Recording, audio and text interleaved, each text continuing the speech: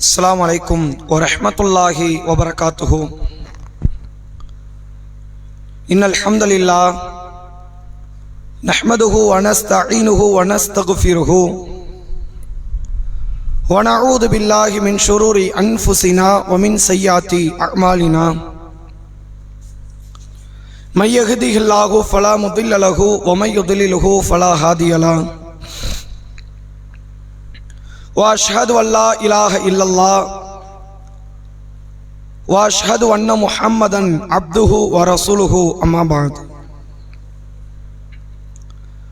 फ़क़द क़ाल अल्लाहु तआला फ़िल क़ुरआनिल अज़ीम वल फ़ुरक़ानिल मजीद। फ़अऊज़ु बिल्लाहि मिनश शैतानिर रजीम।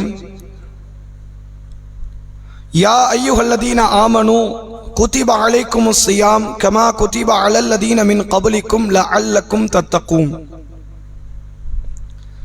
கண்ணியத்திற்கும் பெருமதிப்பிற்கும் உரிய எல்லாம் வல்ல அல்லாஹ்வின் நல்லடியார்களே, அல்லாஹ்வுடைய பேரருளால்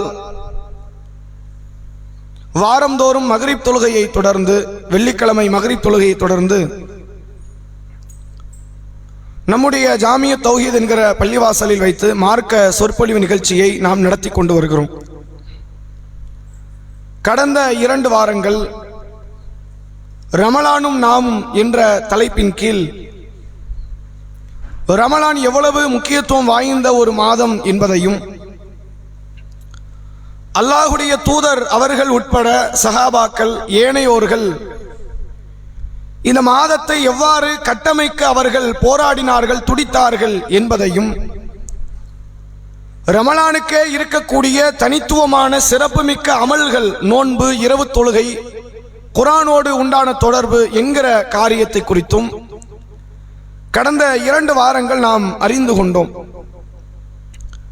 இந்த தலைப்பினுடைய மிக முக்கியமான கருவாக பார்க்கக்கூடிய செய்திகளை இந்த வாரத்தில் நாம் அறிய இருக்கிறோம். இந்த வாரத்தினுடைய தகவலில் ஒரு இறை நம்பிக்கை கொண்ட ஆண், ஒரு இறை நம்பிக்கை கொண்ட பெண் ரமலானுடைய சிறப்புகளை அறிந்தே வைத்திருந்தால் கூட இந்த மாதத்தினுடைய அடிப்படைகளை உணர்ந்து கொள்ளாமல் ஒரு சில காரணங்களால் இந்த மாதத்தின் சிறப்புகளை இழந்து விடுகிறார்கள். ஏன் இந்த இழப்பு ஏற்படுகிறது?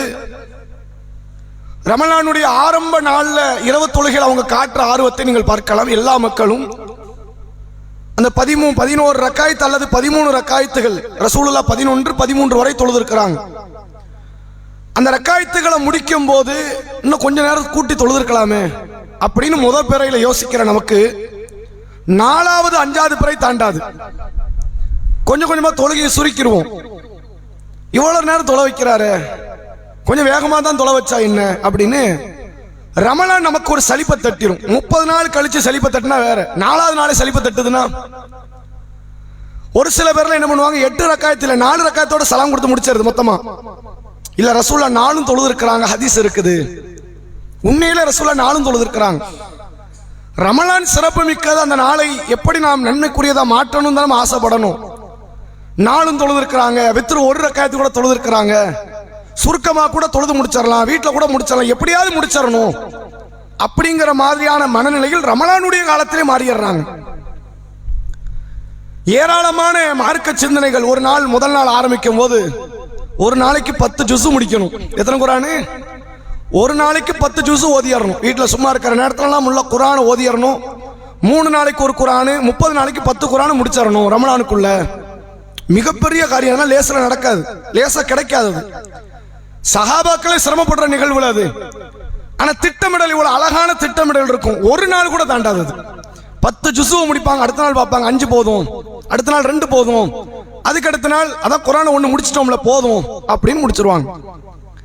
இது நாளாக நாளாக ரமலானே நமக்கு ஒரு சுமை மாதிரி ஆயிரும். சில பேருக்கலாம் எப்பண்டா நோம்பு முடியும்னு ஆயிடும். ரமலான் சீக்கிரம் போயிட்டாதான் நிம்மதியா இருக்கும் போல அப்படிங்கிற சிந்தனையை நாம வளர்த்துக் கொள்வோம். அந்த நாளுடைய வெயிட் தெரியாமல், ரமலானுடைய காலத்தினுடைய அருமை புரியாமல் அந்த மாதத்தையே வீணடிக்கிற இடத்தில் தான் பெரும்பான்மையான வணக்கசாலிகளும் இருக்கிறார்கள். இதுல யார் விதிவிலக்கு இல்ல, வணக்கசாலிகள் கூட விதிவிலக்கு அல்ல. நல்ல ஆர்வப்பட்டு தொழக்கூடியவர்கள், நோன்பு வைக்கக்கூடியவர்கள், இன்ன பிற அமல்கள் செய்யக்கூடியவர்கள் கூட ஒரு சில காரணங்களால் அந்த காரணத்தை மட்டும் நீங்க களை எடுத்துட்டீங்கன்னு வைங்க, முத நாள் ரமலான் உங்களுக்கு எப்படி இருக்குதோ 30வது நாள் ரமலான் உங்களுக்கு அப்படிதான் இருக்கும், மாறாது. அந்த காரணத்தை மட்டும் களை எடுத்துறணும். அல்லாஹ்வுடைய தூதர் அவர்கள் அந்த காரணங்கள் என்னங்கிற பின்னாடி சொல்றோம். ரசூலுல்லாஹ் ரமலானை குறித்து சொன்னார்கள். சஹி முஸ்லிமிலே பதிவு செய்யப்பட்டிருக்கிற ஆதாரபூர்வமான நபிமொழி. இதா ஜா ரமதான், ரமலான் மாதம் வந்துவிட்டால், ஃபுத்திஹத் அபுவாபு ஸமா, வானத்தினுடைய வாசல்கள் திறக்கப்படுகிறது. நாங்க வஃபுத்திஹத் அபுவாபுல் ஜன்னா, சொர்க்க வாசல்கள் எல்லாம் திறக்கப்படுகிறது. வகுல்லிகத் அபுவாபுன் நார், நரக கதவுகள் எல்லாம் மூடப்படுகிறது. வசுல்சிலத்தி ஷயாத்தீன், ஷைத்தான்கள் விலங்கிடப்படுகிறார்கள் என்றார்கள் நபி அவர்கள். சொர்க்கம், அதாவது ரமலான் வந்தால் வானத்தின் கதவுகளை திறக்கிற அப்படின்னா என்ன அர்த்தம்? ரசூலுல்லாஹ் வானத்தினுடைய கதவுகள் திறக்கிற சம்பந்தமான சில செய்திகள் நமக்கு சொல்லியிருக்கிறாங்க. நம்ம அதை புரிந்து கொள்ள முடியுது. ஒரு அடியான் இறந்து விட்டால் அந்த அடியானுடைய ஆன்மா வானத்தின் பக்கம் உயர்த்தப்படும். முதல்ல எல்லாருடைய உயிர் அங்கதான் போகும். அது முஸ்லீமு காஃபிர் நல்லவன் கெட்டவன் எந்த வேறுபாடும் கிடையாது. யார் மௌத்தானாலும் மேலதான் முதல்ல ரூஹ் போகும், வானவர்கள் கொண்டு செல்வார்கள். நல்லோர்களாக இருந்தால் வானத்தின் கதவுகள் திறக்கப்படும், கெட்டவர்களாக இருந்தால் வானத்தின் கதவுகள் மூடப்பட்ட நிலையில் இருக்கும். நல்லவர்களுடைய பெயர்களை அந்த வானத்தை கடந்து சென்று இல்லியின் என்ற பதிவு புத்தகத்தில் பதிவு செய்து விட்டு வந்து விடுவார்கள். கெட்டவர்களுக்கு கதவு மூடப்பட்டிருப்பதனால் மறுபடியும் திரும்பி பூமிக்கு வருவார்கள். பூமியினுடைய அடியில் சிஜ்ஜீன் என்கிற பதிவு புத்தகத்தில் அவருடைய பெயரை பதிவு செய்வார்கள் என்று முஸ்னத் அகமதிலே பதிவு செய்யப்பட்டிருக்கிற ஆதாரபூர்வமான நபி மொழியை பார்க்க முடிகிறது. அதனால அல்லாஹ் குர்ஆன்ல சொல்றான், யார் அல்லாஹ்வுடைய வசனங்களை மறுத்து பெருமை அடிக்கிறார்களோ லா துஃபத்தஹு லஹும் அபுவாபு ஸமா, சொர்க்க வாசல்கள் வானத்தின் வாசல்கள் அவர்களுக்கு திறக்கப்படாதுங்கிறான். அப்போ ஒரு சிறப்புமிக்க ஒரு காரியம், வானத்தின் கதவுகள் திறக்கப்படுறது என்னது? சிறப்புமிக்க காரியம். இதே வார்த்தையை அல்லாஹ் ஒரு அதாபுக்கும் சொல்லி இருக்கிறான், வானத்தின் கதவு திறக்கிறது. நூஹ் நபியினுடைய சமுதாயம் அழிக்கப்பட்டுச்சா, ஒரு பெருங்கொண்ட மலை அல்லாஹ் இறக்கினா, வானத்தின் கதவுகளை திறந்து விட்டோங்கிறான்.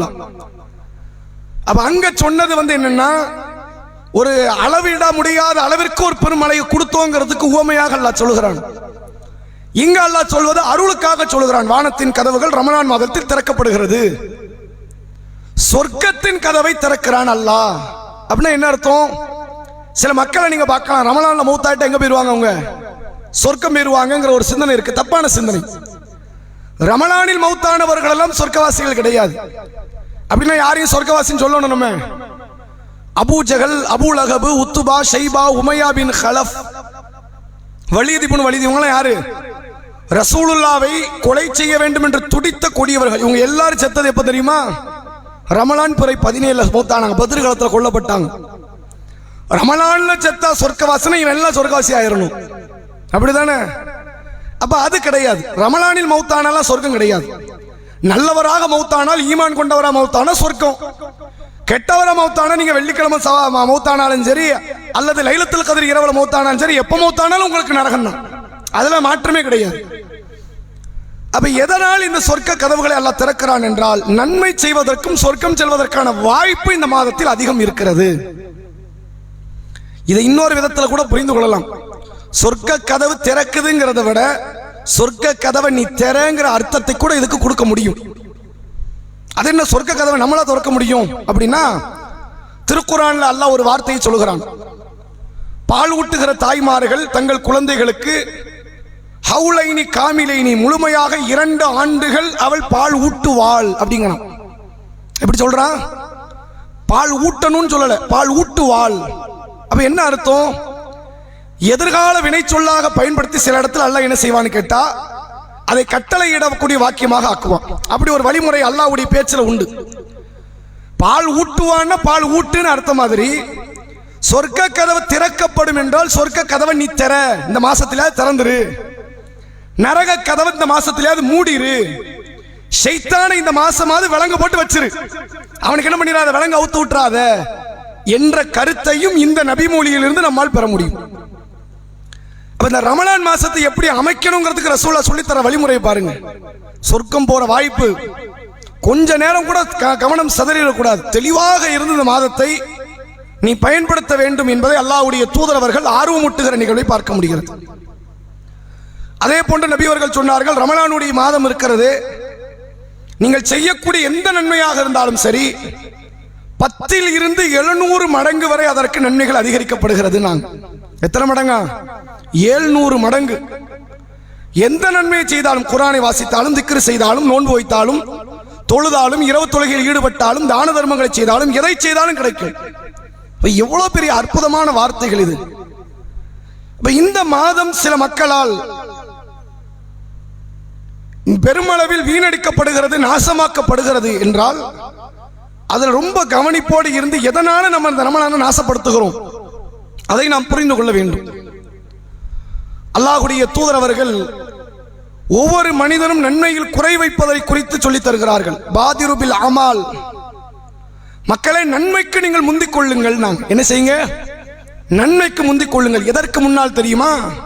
ஒரு காலம் வரும் மக்களே, அந்த காலத்தில் குழப்பம் பரவி கிடக்கும். பூமி முழுக்க எங்க பார்த்தாலும் குழப்பம். எந்த அளவுக்கு குழப்பம் என்றால், இருள் சூழ்ந்த இரவை போன்று குழப்பங்கள் மேலோங்கி நிற்கும். பகல் நேரம் தான் இருட்டு மாதிரி தெரியும். இருட்டு மாதிரி கண்ணுக்கு அர்த்தம் இல்லை, அப்படி குழப்பம் இருக்கும். அந்த காலம் வந்து விட்டால் காலையில் முஸ்லிமாக உள்ள ஒருவன் மாலையில் காஃபிராகி விடுவான். ஈமானை எவ்வளவு நேரம் அவனால் தாக்கு பிடிக்க முடியாது? 12 மணி நேரம் ஈமானை கட்டுப்படுத்தி வைக்க முடியாது அவனால். மாலையில் முஸ்லிமாக இருப்பான், மறுநாள் காலையில் காஃபிராகி விடுவான். 12 மணி நேரம் உன்னால ஈமானை காப்பாற்ற முடியல அப்படின்னா எவ்வளவு குழப்பங்கள் உச்சத்தை தொற்றுக்குன்னு வச்சு பாருங்க. அந்த காலத்துல போயிட்டு ஈமானத்தான் காப்பாற்ற முயற்சி பண்ண முடியுமே தவிர உன்னால என்ன செய்ய முடியாது? நன்மைக்கெல்லாம் முந்த முடியாது. அதுக்கு முன்னாடி முந்திக்க அப்படின்னா. தர்மத்தை குறித்து நபி அவர்கள் சொன்னார்கள், மக்களே ஒரு காலம் வரும், அதற்கு முன்னால் தர்மங்களை செய்து விடுங்கள். எவ்வளவு கொடுக்க முடியுமோ கொடுத்துரு. அந்த காலத்தை நீங்கள் அடைந்து அந்த காலத்தை நீங்கள் வாழ்ந்தால் தர்மம் செய்ய போய் நிப்பீங்க, ஏழைகளுக்கு கொடுப்பீங்க. அவன் என்ன சொல்லுவான் தெரியுமா? நேத்து கொண்டு வந்திருக்க கூடாதா, நான் வாங்கியிருப்பேன். உலகத்துல என்னைக்காவது பணம் வேண்டாம் மனுஷன் சொல்லுவானா? கோடியில புரளக்கூடியவனா இருந்தா கூட ரேஷன் கடையில் கொடுக்குற 1000 ரூபாய்க்கு வந்து நிற்பான். அப்படிதானே? கோடியில புரள்வான். இந்த மாசம் என் மனைவிக்கு 1000 வரலையே அப்படிமா. என்ன காரணம்? ஒரு அற்ப பொருளாதாரம் கிடைச்சா கூட வாங்கி சேர்த்து கொள்ள வேண்டும் என்ற மனநிலை கொண்ட மனுஷன் கியாமத் நாளினுடைய நெருக்கத்தில் எப்படி மாறிடுவானா? இப்ப நேத்துக்கு வந்திருக்க கூடாது, நான் வாங்கியிருப்பேன், இன்னைக்கு நான் எனக்கே போதுமான அளவுக்கு இருக்குங்கிறான். அப்ப எவ்வளவு பணம் வச்சிருப்பான் பாருங்க. அப்படி ஒரு காலம் வருவதற்கு முன்னால் தர்மம் பண்ணிருங்க. இந்த நன்மையான விஷயத்துல மட்டும் நீங்க விரைவுபடுத்துவதை குறைத்து விடாதீர்கள். நீங்க குறைக்க குறைக்க அது உங்களுக்கு பெரும் பாதிப்பை பின்னால் தரும். ஒவ்வொரு ரமலானுடைய காலத்திலும் மக்கள் நினைக்கிறது இந்த ரமலானை பயன்படுத்தணும்னு நினைச்சு உள்ள வருவாங்க. 5-10 நாள் ஆயிடும். அடுத்த ரமலான் கண்டிப்பா பெர்ஃபெக்டா பயன்படுத்தணும். அடுத்த ரமலான் இப்ப ஷவ்வால்ல வருதா, அது இன்னொரு ரமலான், அதுக்கு இன்னும் 12 மாசம் இருக்கு. அப்ப அடுத்தாப்புல பார்த்துக்கலாம். ரமலானை பெருமளவில் பலகீனப்படுத்தி விடுவோம். இந்த ரமலான் நாசமாவதற்கான முக்கியமான 4 காரணம். இந்த 4 மட்டும் சீர்படுத்திருங்க, உங்களுக்கு ரமலான் மிக தெளிவாக பரிசுத்தமாக உங்கள்கிட்ட கிடைக்கும். முதல் காரணம் என்ன அப்படின்னா, ரமலானுடைய மாதங்கள்ல அறிவுக்கு உடலுக்கு அதிகமான உழைப்பு கொடுக்கறத விட வயிற்றுக்கு கொடுத்துருவாங்க. இதான் பிரச்சனை. ரமலானுடைய அதிகப்படியான பாதிப்பு எங்க இருக்குது? சகர்ல நல்லா சாப்பிட்டுருவாங்க. சுபுகுக்கு நிக்கிறது கண்ணு கட்டும். சுபுகு நிக்க முடியாது. சகருக்கு சாப்பிட்டது அது என்ன மனநிலை? 14 மணி நேரம் பட்னி கிடக்க போறோம். அப்ப நல்லா சாப்பிடணும். நல்லா சாப்பிட்டாதான் பட்னி. ரசூலுல்லாஹ் தெளிவா சொன்னாங்க, தஸஹரு, மக்களே நீங்கள் சஹர் செய்யுங்கள், ஃபஇன்ன ஃபி ஸுஹூரி பரக்கா. சஹர்ல என்ன இருக்கு? பரக்கத் இருக்கு. கம்மியா சாப்பிட்டாலும் போதுமான அளவுக்கு இருக்குமா? பரக்கத்னா என்ன அர்த்தம்? கொஞ்சமா எடுத்துக்கங்க, திருப்தியா இருக்கும். நம்ம மக்கள் நிறைய சாப்பிடுவாங்க சஹர்ல. அது சாப்பிட்டாதான் 14 மணி நேரம் தாக்கு பிடிக்க முடியும். அப்படிலாம் கிடையாது. நீங்க கொஞ்சத்தை சாப்பிடுங்க, நீங்க கண்டிப்பா நோன்பு துறக்கிற வரைக்கும் நல்லபடியா தாக்கத்தோட இருக்கலாம். அதிகமா சஹர்ல சாப்பிடுறது. இஃப்தாருடைய நேரம் வரும், ஏராளமான உணவு பொருள், வடை, ஜூஸ், கஞ்சி, அப்படி எல்லாத்தையும் நமக்கு கிடைச்சதெல்லாம் வாரி இறைத்துக் கொள்வது. உண்மையிலே அல்லாஹ் இந்த ரமலான் மாசத்துல உணவுல பறக்கச் செய்வோம். முன்னால ஒரு வடை வாங்குறதுக்கு நாதி கிடையாது. இப்ப அங்க இருந்து தருவாங்க, இங்க இருந்து தருவாங்க, திங்க முடியாது. நம்ம கிட்ட நிறைய வந்துச்சு, நம்ம பக்கத்து வீட்டுக்காரன் கொடுத்தா அவன் பதிலுக்கு இன்னொன்னு தருவான். எல்லாமே வேஸ்ட் ஆகுங்கிற மாதிரி ஒரு நிலை ரமலான்ல வந்து நிற்கும். பார்த்திருக்கீங்களா? அது உணவுல அல்லாஹ் செஞ்ச பரக்கத். அது பரக்கத்து செஞ்சிருக்கலாங்கிறதுக்காண்டி சாப்பிடலாமா? ரசூலா சொல்றாங்க 7 குடலில் காஃபிர் தான் உண்ணுவான். காஃபிர் எப்படி சாப்பிடுவான்? 7 குடல்ல சாப்பிடுவான். ஒரு முஸ்லிம் 1 குடல்ல தான் சாப்பிடுவான். கம்மியா சாப்பிடுங்க. ஒரு ஈமான் கொண்டவனுக்கு எவ்வளவு உணவு இருந்தா போதும் தெரியுமா? ரசூலா சொல்றாங்க முதுகை நிமித்துகிற அளவுக்கு உணவு இருந்தா போதும். இந்த சாப்பிட்டா முதுகை நிமித்தி நடக்க முடியுதா? அவ்வளவு போதும். முதுகை ஒடிகிற அளவுக்கு தான் நம்ம உணவு சாப்பிட்டுக்கிட்டு இருக்கிறோம். இந்த உணவு தான் ரமலானுடைய காலத்தில் ஒரு ஆணை ஒரு பெண்ணை அமல் செய்ய விடாமல் தடுக்கிற அடிப்படை காரணம். நோம்ப திறந்த உடனே என்னத்தை சாப்பிடும் தெரியாம எல்லாத்தையும் சாப்பிட்டு ஒரு 8:45 இரவு தொழுகை இஷா தொழுகைக்கு வந்து நிற்க முடியாது. ரொம்ப லேட் ஆயிரும், வீட்டிலே தொழுதுருவோம், ரொம்ப கிறக்கமா இருக்கு, தலையெல்லாம் சுத்துது. நோன்பு வச்சதுனால கிடையாது, அதிகமா சாப்பிட்டதுனால. உண்மையிலே ரமலான்ல எப்படி சாப்பிடலாம் தெரியுமா? ரசூலுல்லாஹ்வுடைய காலத்துல சாப்பிட்டு இருக்கிறாங்க. எப்படி சாப்பிடுவாங்க? சில பேரிச்சம்பழங்களை எடுப்பாங்க, நோன்பை திறந்து முடிச்சிருவாங்க. அற்பமான காரியம், ரொம்ப கம்மியா. அடுத்து பசி எடுக்கணும். உங்களுக்கு 6:30 மணிக்கு நோன்பை திறந்து 9 மணிக்கு மறுபடியும் பசி எடுக்கணும். இரவு தொழுகை தொழும் போது அடுத்து போய் சாப்பிடணும் அப்படின்னு 10 மணி 10:30க்கு சாப்பிட்டா அடுத்து சகருக்கு பசி எடுக்கணும். அந்த பசி எடுக்கிற மாதிரியான ஒரு நிலையில சாப்பிட்டீங்கன்னா உடல் ஆரோக்கியத்துக்கும் பாதிப்பு கிடையாது, அமல்களுக்கும் சிறப்பு, ஒரு எந்த விதமான சிரமமும் இருக்காது. மிகச்சிறந்த முறையில் ரமலானுடைய காலத்தில் அமல் செய்ய நீங்கள் விருப்பப்பட்டால் அதிகமாக குர்ஆனை ஓத, இரவு முழுவதும் முழித்திருந்து மற்ற அமல்களில் ஈடுபட, அதிகமாக தொழ, அதிகமான நன்மைகளை புரிவதற்கு நீங்கள் ஆசைப்பட்டால் உணவு விஷயத்தில் ஒரு கட்டுப்பாட்டோடு இருக்கணும். பெரிய பலகீனமே ஆட்ட இருக்கு அப்படின்னா என்ன வியாதி இருக்குதோ எதை சாப்பிடக்கூடாதோ அதைத்தான் அவன் சாப்பிடுவான். உனக்கு கொலஸ்ட்ரால் இருக்கு, நீ ஹார்ட் பேஷண்ட், நீ வடை சாப்பிடாத, அவன் தான் 10 வடை சாப்பிடுவான். உனக்கு சுகர் இருக்குது, நீ இனிப்பு சாப்பிடாத, அவன் இனிப்பு சாப்பிடுவான். வயோதிகத்தை அல்ல அடைவதற்கு முன்பாகவே பல்வேறு விதமான நோய்களை உணவின் காரணமாக எடுத்துக்கொண்டு அதை நாசப்படுத்தி ரமலானினுடைய காலப்பொழுதுகளை நாசப்படுத்துகிற செயலில் அதிகமான முஸ்லிம்கள் ஈடுபடுகிறார்கள். அல்லாஹ் நிறைய கொடுத்தாம நம்ம இல்லாத மக்களுக்கு கொடுங்க, அள்ளி கொடுங்க, அது கொடுத்தான்ல. நான் மட்டும் சாப்பிடுறதுக்கு அல்ல கொடுக்கல, சேமித்து வைத்து அதிகமாக உணவு உண்ண வேண்டும் கொடுக்கல. இது உண்ணுவதற்கான மாதமே கிடையாது. அல்லாஹ் உண்ணுவதற்கான நாளா இதை தேர்வு செய்யறான். வருடத்தில் 5 நாட்கள் நோன்பு வைப்பதற்கு ஹராம். எந்த காரணத்தை கொண்டு நாள நீங்க நோன்பு வைக்க கூடாது, தப்பித்தவரை கூட வச்சிடக்கூடாது. 2 பெருநாள் தினம், நோன்பு பெருநாள், ஹஜ் பெருநாள்.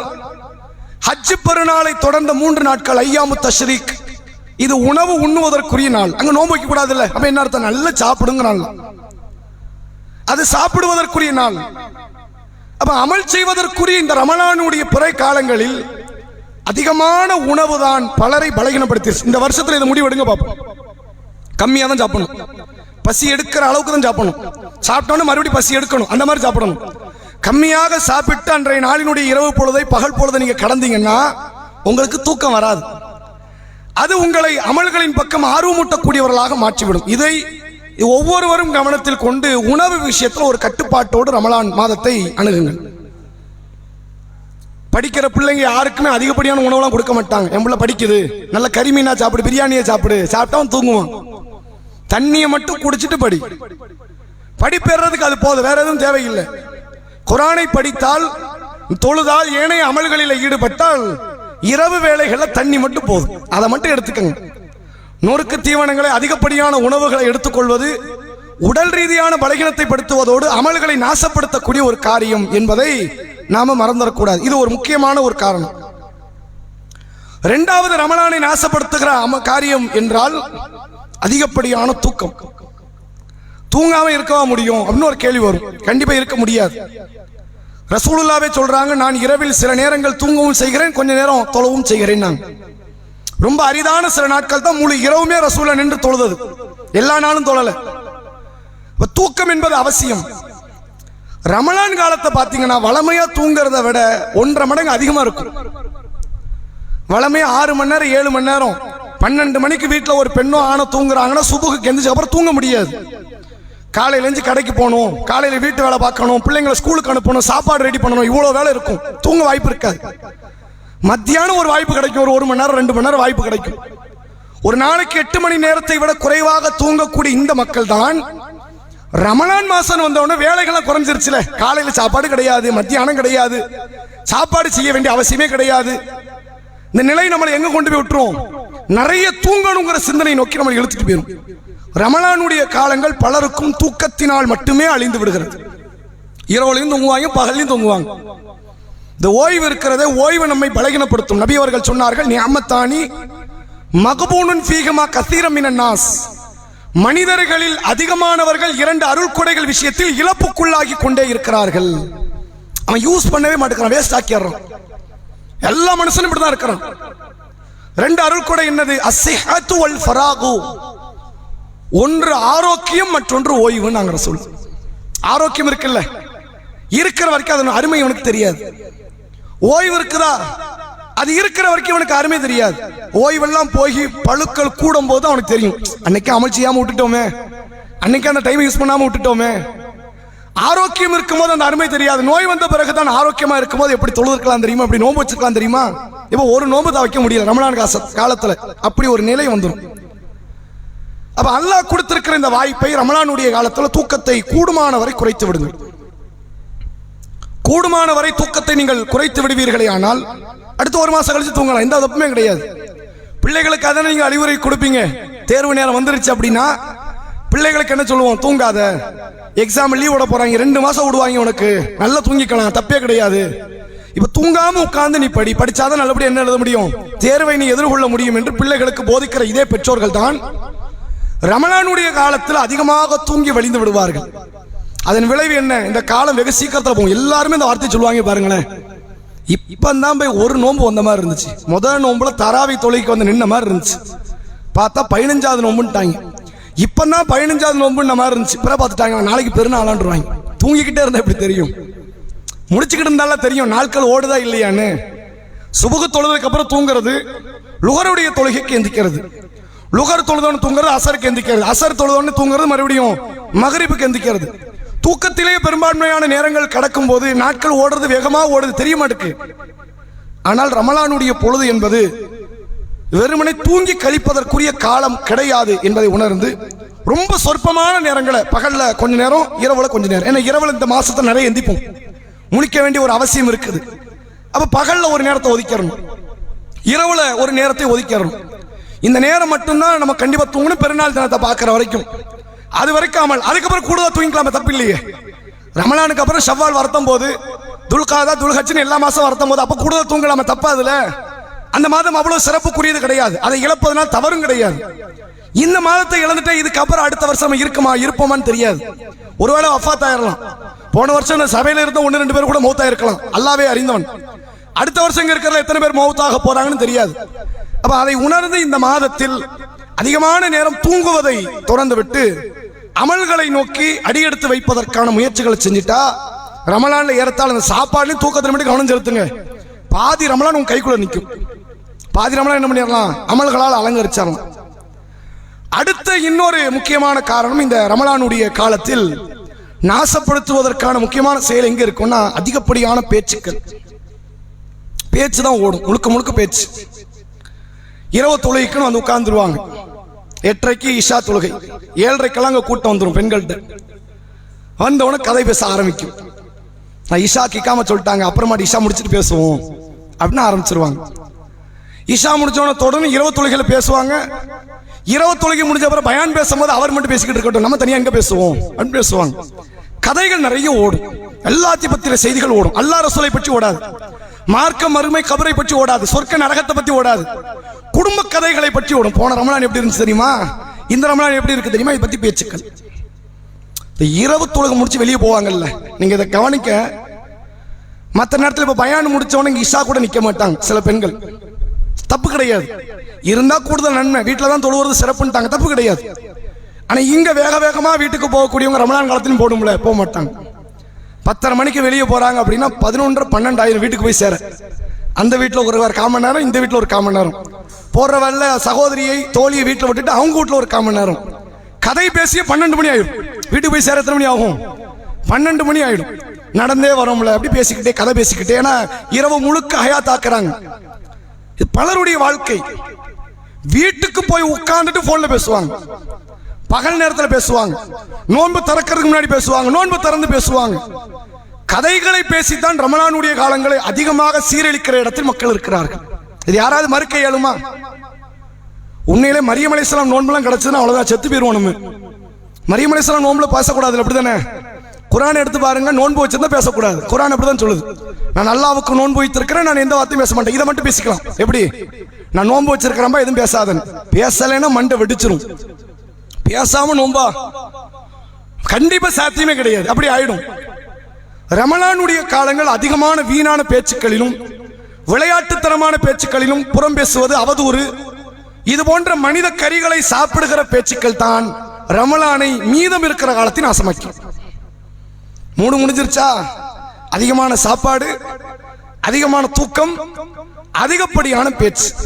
இத கூட ஓரளவுக்கு ஏத்துக்கலாம். நாலாவதா ஒரு பிரச்சனை இருக்கு பாருங்க. எங்க போறீங்க, எங்க கிளம்பிட்டீங்க? பர்ச்சேஸுக்கு போயிட்டு வந்துருவாங்க. எங்க போறோம்? பெருநாள் வருது இல்ல, ட்ரெஸ் எடுக்கணுமா இல்லையா? முதல் பிறையில இருந்து திட்டம் போடுவாங்க, எந்த கடைக்கு போலாம். ஒரு பிறை, ஒவ்வொரு பிறைக்கு ஒரு கடை. இன்னைக்கு அவன் திட்டமிடல பாருங்க. வர்றவனுக்கு நோன்பு திறக்க நிகழ்ச்சி ஏற்பாடு பண்ணிட்டான். கடைக்காரன் பண்ணிட்டானா, ஜூஸையும் கஞ்சியும் வடையும் கொடுத்துட்டான். இங்கேயே நோன்பு திறந்துருங்கம்மா, உங்க வீட்டுக்காரங்களாம் நோன்பு திறக்க சொல்லுங்க, நீங்களும் திறந்துருங்க, உட்காந்து பர்ச்சேஸ் பாருங்க, கடையில எல்லா பொருளையும் பாருங்க. சகரை கொடுத்துட்டான படுத்துருவாங்க மக்கள். இதான் உண்மை. அவன் சகர் கொடுக்கல, எல்லா கடையிலும் தெரிஞ்சு வச்சிருக்கான். முஸ்லீம் பெண்கள் ரமலான் மாசம் வருவாங்க, முஸ்லீம் ஆண்கள் வருவாங்க, நோன்பு திறக்கிறதுக்கான வேலை ஏற்பாடு பண்ணி கொடுத்தரணும். நோன்பு வைக்க சகர் சாப்பாடையும் கொடுத்துட்டான்னு வைங்களேன், மூட்டையை கட்டி கிளம்பிடலாம். அடுத்த பெற பார்த்துட்டாங்கன்னு சொன்னாதான் வீட்டுக்கு வரணும். என்ன காரணம்? பெருநாளைக்கு சாப்பாடு செய்யணும். வேற என்ன அவசியம் இருக்குது? ஏதாவது தேவை இருக்குதா? ஏதாவது ஒரு தேவை கிடையாது.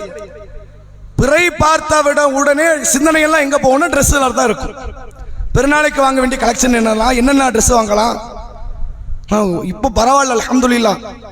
ஒரு 7-8 வருஷத்துக்கு முன்னாடி கரெக்டா பெருநாளும் ஆடியும் ஒரே நேரத்தில் வந்துச்சு. இந்த தள்ளுபடின்னு போடுவாங்க இல்ல, முழு பெருநாளுமே அங்கதான் போச்சு, கடையில தான் போச்சு.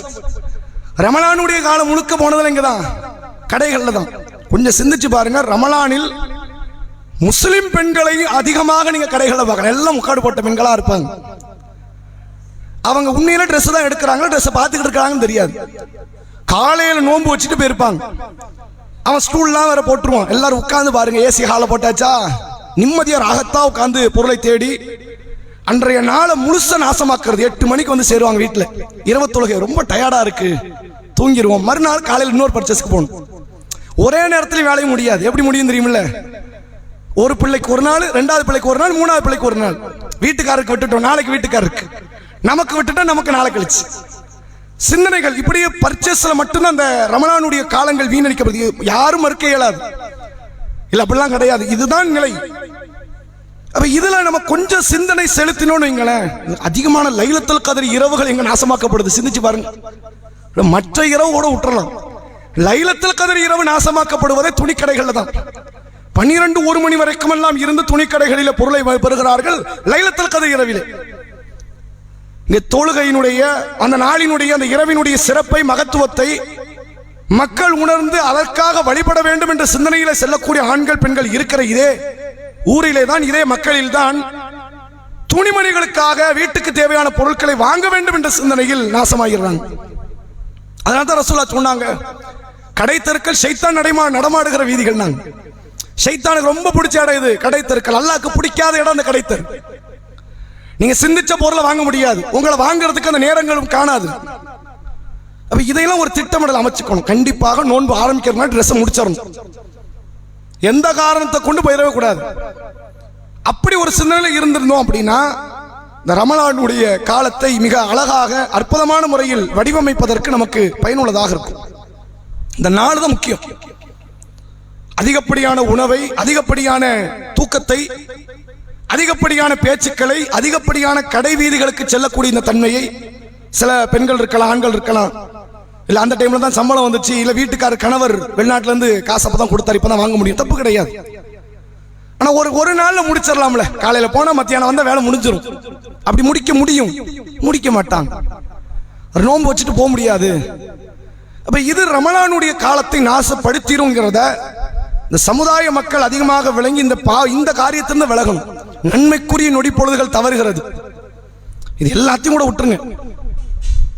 வீட்டுல பெண்களுக்கு இருக்கிற மிகப்பெரிய மண்டடி மண்ட குடைச்சல் என்ன தெரியுமில்ல? சகருக்கு என்ன செய்யணும், இஃப்தாருக்கு என்ன தயாரிக்கணும் தான் பிரச்சனை. வீட்டுல அதிகமா சண்டை ஓடும்.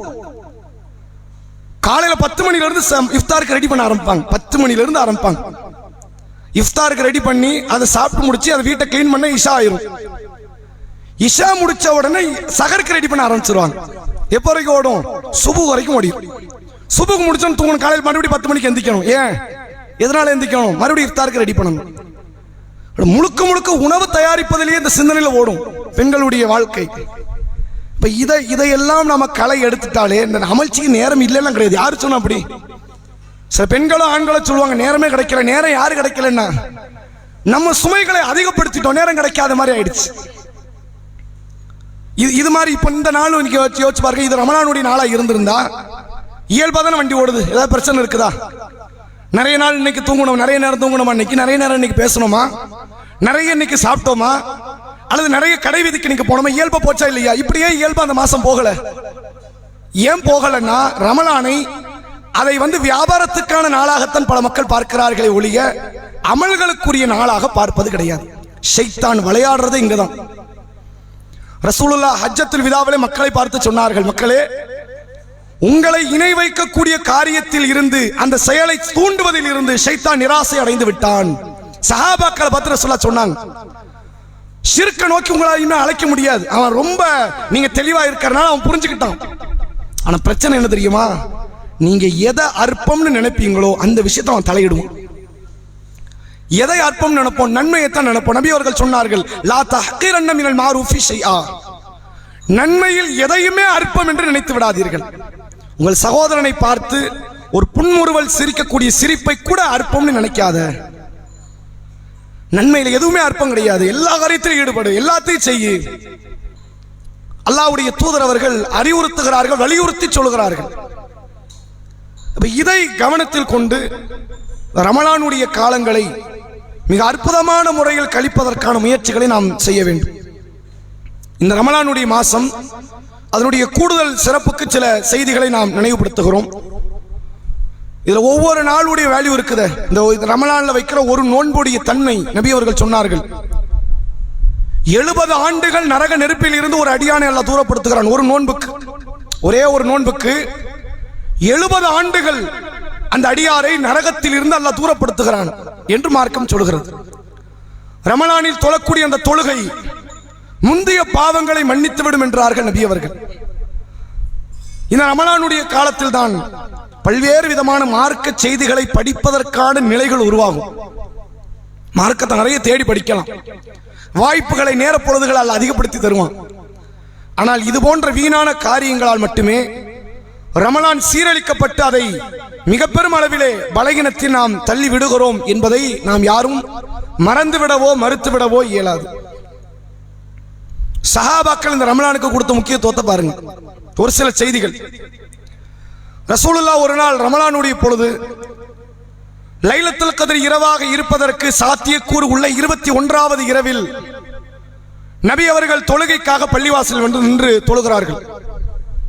சஹாபாக்கள் பார்க்கறாங்க, உடனே எங்க கூட்டம் கூடுது. ரசூலுல்லாஹ் அங்க அறிவிப்புலாம் பண்ணல, இவங்க மக்களுக்கு அறிவிப்பு பண்ண முடியும்ல. 8:30 மணிக்கு இஷா, 8:45 இரவு தொழுகை, கிட்டத்தட்ட 1.25 மணி நேரம் இரவு தொழுகை நடைபெறும். 10 மணிக்கு இரவுக்கு பிறகு அந்த தொழுகைக்கு பிறகு பயான். எல்லாரும் வாங்கன்னு ஒவ்வொரு ஜும்மாக்கு அழைப்பு கொடுக்கப்பட்டுக்கிட்டே இருக்கும்.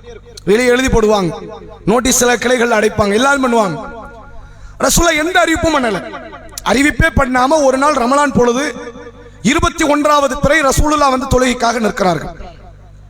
நம்ம மக்களுடைய மென்டாலிட்டி பாருங்க. இந்த லைலத்துல் கத்ர் இரவு வந்துட்டுனா அந்த இரட்டைப்படைக்கு ஏதோ ஒரு பலகீனம் இருக்கிற மாதிரி ஆக்கிடுவாங்க. 21க்கு வருவாங்க, 22க்கு வரவே மாட்டாங்க. 23ல வருவாங்க, 24 ஆளை காணும். சஹாபாக்களை பார்க்கலாம், 21வது இரவில் வந்தார்கள். ரசூலுல்லாஹ் 22வது இரவு நின்னோன்னு 22வது இரவுலையும் வந்தாங்க. அது லைலத்துல் கத்ர் இரவு இல்லை, ஆனா வந்தாங்க. 23வது இரவில் வந்தார்கள். 24 அல்லது 25 ரசூலுல்லாஹ் பள்ளிக்கு வரல. சஹாபாக்கள் பள்ளியில் வந்து நிரம்பி நின்றார்கள். இமாம் வரல, ரசூலுல்லாஹ் வரல, அழைப்பு கொடுக்கப்படல, ஆனால் மக்கள் வந்து நின்றார்கள். அவர்களை பொறுத்தவரை ரமலான் காலம் என்பது தொழுகைக்கான காலம், நன்மைக்குரிய காலம். அவர்கள் புரிந்து வைத்திருந்தார்கள். தான தர்மங்களில் அதிகம் செய்வதற்கு இந்த காலத்தை பயன்படுத்தினார்கள். மார்க்க செய்திகளை அறிந்து கொள்வதற்கு, அதை மேலதிகமாக புரிந்து கொள்வதற்கு இந்த காலத்தை பயன்படுத்தினார்கள். ரமலானை மிக தத்துரூபமாக பயன்படுத்திய ஒரு கூட்டம் உலகத்தில் சஹாபா பெருமக்கள். எவ்வளவு பெரிய பலகீனத்தில் இருக்கிறோம், அந்த மாதத்தை எவ்வளவு சீரழிக்கிறோம் என்பதை நாம் ஒவ்வொருவரும் சிந்திப்பதற்கு கடமைப்பட்டிருக்கிறோம். அல்லாஹ் திருமறை குர்ஆனிலே சொல்கிறான், ரமலானினுடைய மகத்துவத்தை. சில பேருக்கெல்லாம் சில நன்மைகள் தவறும். ரமலான்ல தவறுனதான் உங்களுக்கு அது கிடைக்கவே கிடைக்காது. அது நல்லா தெரிஞ்சுக்கங்க. அல்லாஹ் சொல்கிறான், இன்கான மரீதன் வாலா சஃபரின், நீங்கள் நோயாளியாகவோ பயணிகளாகவோ இருந்தால் ஃபஇத்தத்து மின் ஐயாமின் உஹர், வேறு நாட்களில் கணக்கிட்டு இந்த நோன்பை நீங்கள் வையுங்கள். யுரீதுல்லாஹு பிக்குமுல் யுஸ்ர வலா யுரீது பிக்குமுல் உஸ்ர, அல்லாஹ் உங்களுக்கு நலனை நாடுகிறான், ஒருபோதும் உங்களுக்கு சிரமத்தை நாட மாட்டான். ஒலி துக்மிலுல் இத்தத்த ஒலி துக்கப்பிருல்லாஹ அலா மா ஹதாக்கும், அல்லாஹ் இந்த கணக்கீட்டை நிறைவுபடுத்துவதற்கும் அல்லாஹ் உங்களுக்கு கொடுத்த நேர்வழிக்காக அவனை நீங்கள் பெருமைப்படுத்தவுமே அவன் நாடுகிறான். லஅல்லக்கும் தஷ்குரூன், நீங்கள் அல்லாஹ்வுக்கு நன்றி செலுத்த அல்லாஹ் விரும்புகிறான் அப்படின்னு அல்லாஹ் பேசுறான். ரமலான்ல நோன்பு தவறும். யாருக்கெல்லாம் தவறும்? பயணிகள், நோயாளிகள், மாதவிலக்கு பெண்களுக்கு தவறும். தவறுமா? இதுல சிலர் கொஞ்சம் இறுக்கி பிடிச்சுக்குள்ள கொண்டு வந்துடலாம். பயணத்தில் இருந்தா கூட இல்ல வச்சுதான் ஆகணும் அப்படின்னு வைக்கலாம். நோயாளிகள், சில நோயாளிகள் இருக்கிறாங்க, அதுக்கேற்ற மாதிரி டேப்லெட்டை மாத்திக்குவாங்க. இப்ப காலையில் 7 மணிக்கு போடுற டேப்லெட்டை 4 மணிக்கெல்லாம் போட்டுருவாங்க சகர்லயே. மதியானம் 3 மணிக்கு போடுற டேப்லெட்டை டாக்டருடைய பெர்மிஷனை கேட்டு அவங்கள்ட்ட கன்சல்ட் பண்ணிட்டு 3 மணிக்கு போடுறத மகரிப்புக்கு அப்புறம் போட்டுருவாங்க. சில நோயாளிகள் வைக்க முடியாது, ஆனா அதுக்கான சாத்தியக்கூறை உருவாக்கிடுவாங்க. சில நோயாளிகள் என்ன நினைச்சா வைக்க முடியாது, முடிஞ்சிருச்சு. அதுக்கு என்ன அர்த்தம் தெரியுமா? மாதவிலக்கு பெண்கள் வைக்க முடியாது இல்ல, நீங்க வேற நாள் அடுத்த ஷவ்வால வைக்கலாம், துல்காதால வைக்கலாம், துல்ஹஜ்ல வைக்கலாம், எப்பனாலும் வைக்கலாம். இந்த நன்மை உங்களால் பெற முடியாது, கண்டிப்பா முடியாது. ரமலானில் நோன்பை நீங்கள் தவற விடுவீர்களே ஆனால் அந்த கடமையை நீங்க பின்னாடி பூர்த்தி பண்ணிடலாம். அல்லாஹ் லிஸ்ட் எடுப்பான், உன் வாழ்நாள் இத்தனை நோன்பு வைக்கணும், வச்சியா? வச்சு முடிச்சிட்ட, முடிஞ்சிருச்சு. லிஸ்ட் படி ரமலான் நோன்பு வந்துருச்சு. ஆனா அந்த மாதத்துல நோன்பு வைப்பவருடைய கூலியை நீங்க பின்னாடி செஞ்சாலும் அடைய முடியாது. ரமலான் மாதத்துல இரவு தொழுகை நடக்கும். சில பேர் வருஷம் முழுக்க தொழுவாங்க. நீங்க ரமலான்ல விட்டுட்டு அதை வருஷம் முழுக்க தொழுதாலும் அந்த கூலி உங்களால் அடைய முடியாது. அதனால தான் கூலி அங்க அதிகம். அதனால தான் அல்லாஹ்வுடைய தூதர்கள் ஆர்வம் ஊட்டினார்கள். ரமலான் காலத்தில் நீங்கள் குர்ஆனை ஓதுவதை விட்டு வருடம் முழுக்க ஓதுன நல்ல காரியம். இந்த நன்மையை நீங்க வருஷம் முழுக்க ஓதுனாலும் கிடைக்காது. நபி அவர்கள் சொன்னார்கள், நபியுடைய காலத்துல ஹஜ், ரசூலுல்லாஹ் ஹஜ் பண்றாங்க, இறுதி ஹஜ். அந்த ஹஜ்ஜத்துல் விதாவை முடித்து விட்டு நபி அவர்கள் ஊரு திரும்புறாங்க, மதீனா. ரசூலுல்லாஹ் 3வது மாசம் மௌத்தாயிட்டாங்க. ஹஜ் முடிச்சு வராங்க, துல்ஹஜ் மாதம், அதான் வருடத்துல கடைசி மாதம். ஹிஜ்ரி 10 முடியுது, 11 அடுத்து முஹர்ரம், அதற்கடுத்து சஃபர், ரசூலுல்லாஹ் நோய்வாய்ப்படுறாங்க. அதுக்கடுத்து ரபியுல் அவல் 12 பிறையில ரசூலுல்லாஹ் மௌத்தாயிட்டாங்க. அடுத்து 3 மாசம் உயிரோடு இருந்தாங்க, ஹயாத்தா இருந்தாங்க. ஹஜ்ஜ முடிச்சு ரசூலுல்லாஹ் ஊருக்கு வராங்க. ஒரு பெண்மணி கேட்டாங்க, அல்லாஹ்வுடைய தூதரே, நான் உங்க கூட ஹஜ் செய்ய வரணும்னு இருந்தேன், சில சூழ்நிலைகள் என்னால வர முடியல. சில சூழ்நிலைகள் என்னால் ஹஜ்ஜை உங்களோடு நிறைவேற்ற முடியாமல் போய்விட்டது அல்லாஹ்வின் தூதரே, நான் என்ன செய்யறது? அப்ப ரசூலுல்லாஹ் அதுக்கு ஈடு சொல்றாங்க பாருங்க, வரக்கூடிய ரமலான் மாதத்தில் ஒரு உம்ராவை நிறைவேற்று, என்னோடு ஹஜ் செய்த கூலியை அடைந்து கொள்ளலாம். கூலி தான் கிடைக்கும், என்ன கிடைக்காது? அந்த அந்தஸ்து கிடைக்காது. இவங்க அப்படி ரமலான்ல ஒரு உம்ரா பண்ணிட்டாங்க அப்படின்னா ஹஜ் முடிஞ்சிருச்சுன்னு நல்ல கணக்கில் எழுதிடுவானா? கிடையாது. ஹஜ்ஜை கண்டிப்பா செய்யணும், செஞ்சாகணும். நீங்கள் என்றைக்குமே ஒரு நன்மை தவறிவிட்டால் வேற ஒரு நன்மை கொண்டு ஈடு கட்டிடலாம் மட்டும் நினைக்காதீங்க, ஈடு கட்டவே முடியாது. ஒரு நபி தோழர் ரசூலாட்ட வரார், கேட்கிறார், அல்லாஹ்வுடைய தூதரே, நான் ஒரு பெரிய படுபயங்கரமான ஒரு காரியத்தை பண்ணிட்டேன் அப்படிங்கிறார். ரசூலுல்லாஹ் கேட்கிறாங்க, என்ன பண்ண? அந்த நபி தோழர் சொல்றார், அல்லாஹ்வுடைய தூதரே, நோன்பு வைத்த நிலையில என் மனைவியோடு தாம்பத்தியத்தில் ஈடுபட்டுட்டேன். சுன்னத்தான நோன்பு இவ்வளவு பதற வேண்டாம். இப்ப அரஃபா நோன்பு, ஆஷுரா நோன்பு, திங்கள் வியாழன் நோன்பு, 3 மாசத்துல 3 நாள் நோன்பு, அதுல ஒருத்தர் மனைவி கூட செஞ்சார், ஒன்னும் பிரச்சனை கிடையாது, அந்த நன்மை இல்லை, அவ்வளவுதான். இவர் பதறி உளுந்து வராருன்னா என்ன காரணம்? ரமலான் காலம், ரமலானுடைய ஃபர்லான நோன்பு. இப்ப யாருக்கு பிரச்சனை? இவருக்கு மட்டும் இல்ல, மனைவிக்கும் பிரச்சனை. மனைவி நோன்பு வைக்கல, நோன்பு உடஞ்சிருச்சா இல்லையா? கணவனுக்கு நோன்பு போயிடுச்சு, மனைவிக்கு நோன்பு போயிடுச்சு. ரசூலுல்லாஹ் என்ன சொன்னாங்க தெரியுமா? ஷஹ்ரைனி முத்ததாபிஐனி, தொடர்ச்சியாக 2 மாதம் நோன்பு வையினாங்க. அதுக்கு பரிகாரம் என்ன? ஒரு நோன்பு தான் போச்சு. எத்தனை நோன்பு போச்சு? ஒரே ஒரு நோன்பு. அது ஒரு பெரிய பாவத்தை செஞ்சலாம் போல. அவர் மது அருந்திய நோன்பு விட்டாரு? கிடையாது. வட்டி வாங்கி நோன்பு விட்டாரா? கிடையாது. எதனால் நோன்பு விட்டார்? ஒரு உணர்ச்சி வசப்பட்டு தனக்கு ஹலாலான மனைவியை நெருங்கி நோன்பு விட்டுட்டார். ரசூல் என்ன சொன்னாங்க? ஷஹ்ரைனி முத்ததாபிஐனி, தொடர்ச்சியாக 2 மாதம் நீ நோன்பு வைக்கணும்னாங்க. சாத்தியப்படுமா? அப்படி வச்சாதான் இந்த நன்மை கிடைக்கும். அப்படி வச்சாதான் இந்த நன்மை கிடைக்கும். இந்த நன்மை கிடைக்காது உனக்கு. தொடர்ச்சியாக 2 நோன்பு, 20 கிட்டத்தட்ட 60 நோன்புகள் 2 மாதங்கள் வைனாங்க. ஒரு நாள் கேப் போடக்கூடாதுங்க. நோன்பு வைக்க ஆரம்பிச்சா எத்தனை நாள் கேப் போடக்கூடாது? ஒரு நாள் கேப் போடக்கூடாது. நீங்க தவறு கேப் விட்டுட்டீங்கன்னா மறுபடியும் முதல்ல இருந்து ஆரம்பிக்கணும். 60 நோன்புகள் வைக்கணும். ஒரே ஒரு நோன்பு தவறியதற்கு அது நபி தோல் சொல்ற எனக்கு தாக்கத்தில்லைன்ட்டார். அப்படியா? 60 ஏழைகளுக்கு உணவு கொடுனாங்க.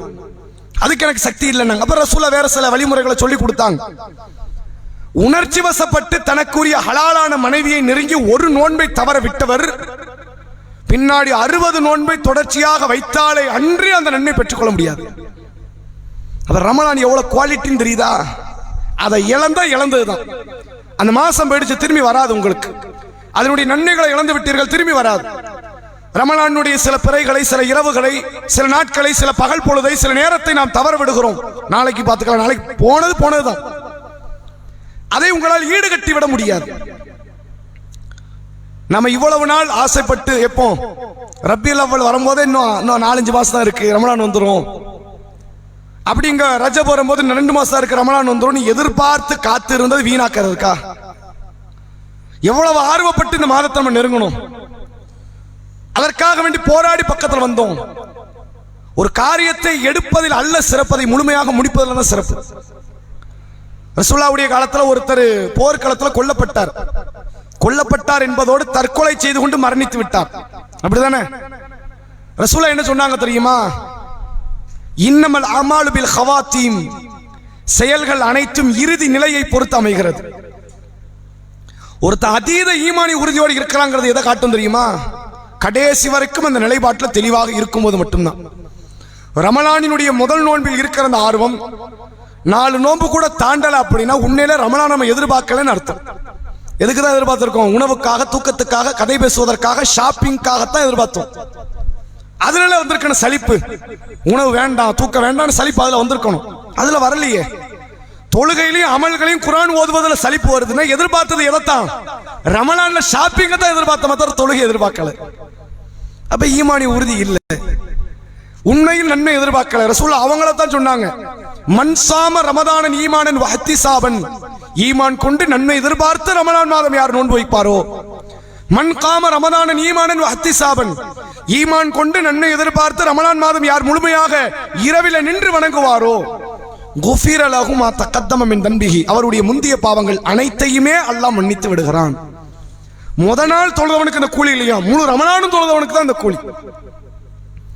முதல் நாள் நோன்பு வச்சவனுக்கு அந்த கூலி இல்லை, முழு ரமலானும் அந்த நோன்பு வைத்திருக்கணும், அவனுக்கு தான் அந்த கூலி. அப்ப இந்த ரமலான் மாசத்தை நாம் தவறுதலாக இழந்து விடுவோமே, ஆனால் இழந்ததுதான். எந்த காரணத்தை கொண்டும் அதை திருப்பி உங்களால் மீட்டு எடுக்க முடியாது.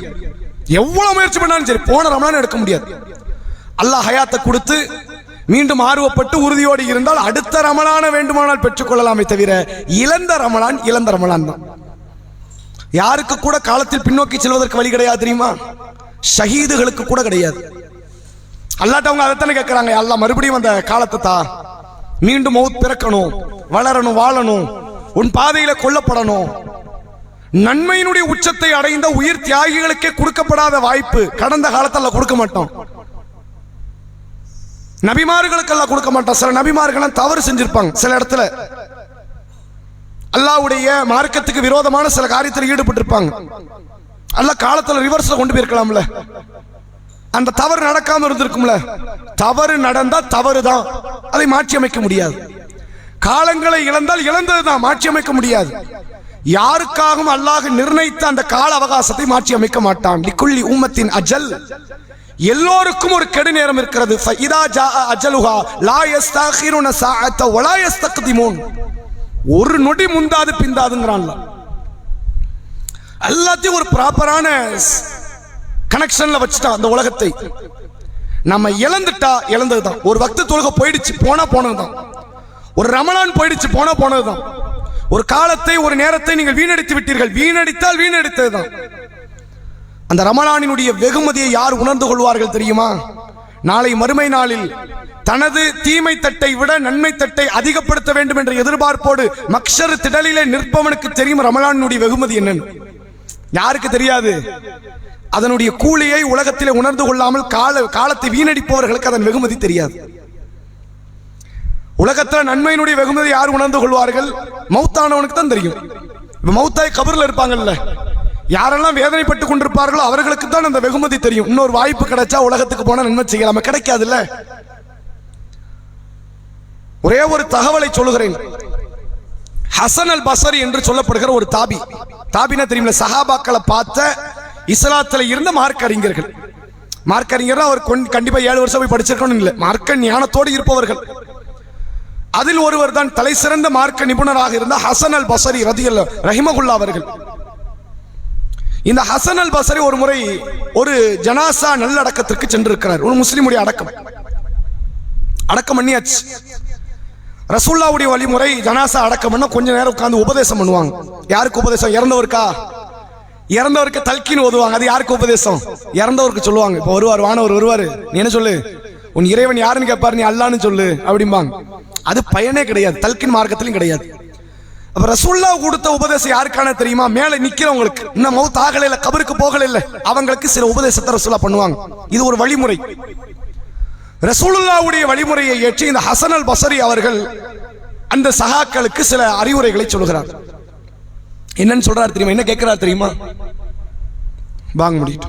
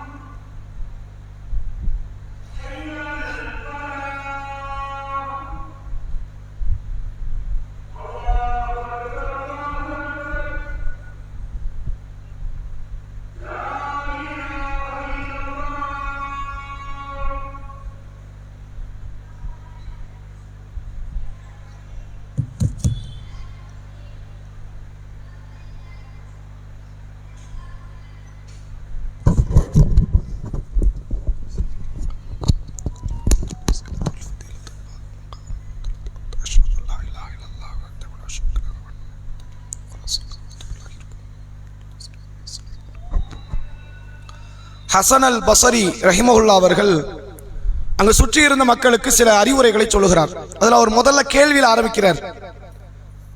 மக்களை, இந்த இறந்து போன இந்த நபர் இப்ப மௌத்தா இருக்கிறார், அடக்கம் பண்ணியிருக்கிறோம்ல, இவர் மீண்டும் இந்த உலகத்தில் அவருக்கு வாழ்வதற்கு ஒருவேளை அல்லாஹ் வாய்ப்பு தந்தால் இவர் என்ன செய்வாரு அப்படின்னு கேட்கிறார்.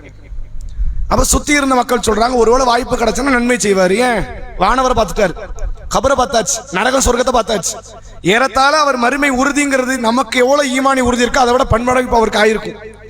அவருக்கு மறுபடியும் அல்லாஹ் ஹயாத்த உலகத்துல கொடுத்தான் அப்படின்னா கட்டாயம் அவர் நன்மைதான் செய்வார், தீமை செய்ய மாட்டாரு. அடுத்த கேள்வி கேட்கிறார், இவருக்கு கொடுக்கப்படுமான்னு கேட்கிறார். இவருக்கு அல்லாஹ் வாய்ப்பு கொடுப்பானா? அது யாருக்கும் கிடையாது. நபிமார்களுக்கு கிடைக்காத வாய்ப்பு இல்ல, ஷஹீதுகளுக்கு கிடைக்காத வாய்ப்பு இல்ல, யாருக்கும் கிடைக்காது. அப்ப ஹசன் அல் பசரி அவர்கள் சொல்கிறார்கள், இவருக்கு கிடைக்காத இந்த வாய்ப்பு தான் இப்ப நமக்கு கிடைச்சிருக்கு. இவர் கிடைக்கல. இப்ப உயிர் வாழ்வதோ, இப்ப தொழுவதோ, இப்ப நோன்பு வைப்பதோ, இப்ப தான தர்மம் செய்வதோ, இப்ப குர்ஆன் ஓதுவதோ, அந்த வாய்ப்பு இப்ப கபருக்கு போனவருக்கு இல்ல. யாருக்கு இருக்கு? எனக்கு இருக்கிறது. நமக்கு அல்லாஹ் கொடுத்திருக்கிறான் என்பதை உணர்த்தி நன்மையான காரியங்களில் அதிகம் ஈடுபடுவதை குறித்த ஒரு ஏவுதலை அவர் அந்த நேரத்தில் உபதேசம் செய்தார் என்பதை பார்க்க முடியுது. ஹதீஸ் இல்ல, ஆனால் ஒரு மார்க்க அறிஞர் அந்த மக்களை எப்படி வழி நடத்தினார் என்பதற்கான ஒரு செய்தி.